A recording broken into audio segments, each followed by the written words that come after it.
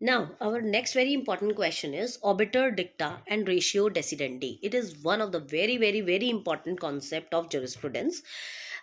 Obiter dicta and ratio decidendi आपके law के और भी बहुत सारे सब्जेक्ट्स में आपने पढ़ा होगा। देखिए, ये जो वर्ड्स हैं ये लेटिन मैक्सिम से निकले हैं।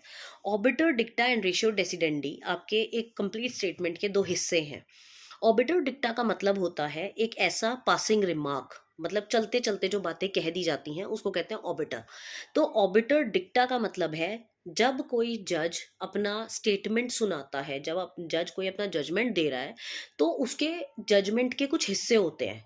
Obiter dicta and ratio decidendi. Suppose जज ने कहा कि मैं इसको फांसी की सजा सुना रहा हूँ, ये तो हो गया जजमेंट।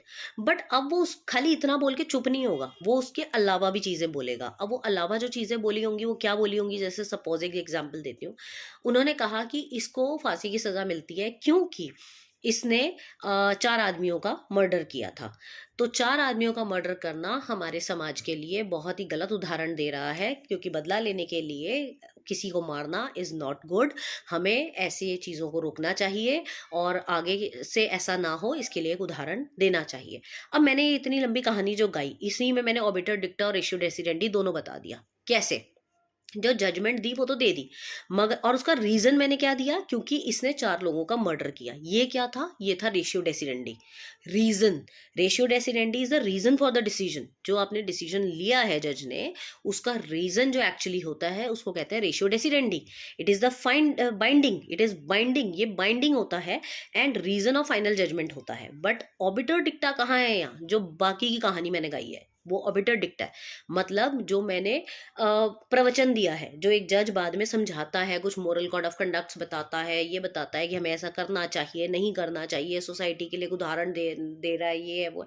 तो ये वाली जो कहानी होती है, जो पासिंग जजमेंट्स होते हैं जो जज देता है, and which is not at all essential की बाइंडिंग भी हो, ठीक है, और वो डिसीजन क्यों हुआ उसके सर्कमस्टांसेस को डिस्कस करता है ऑबिटर डिक्टा। तो आई होप आपको समझ आया होगा। एक बार मैं फिर से आपको क्रक्स बता देती हूँ कि जब कोई जज अपनी जजमेंट पास करता है, अपना फैसला सुनाता है, वो तो जजमेंट होती है। बट उस जजमेंट के पीछे पीछे वो ऑबिटर डिक्टा और रेशियो डेसिडेंडी भी बोलता है।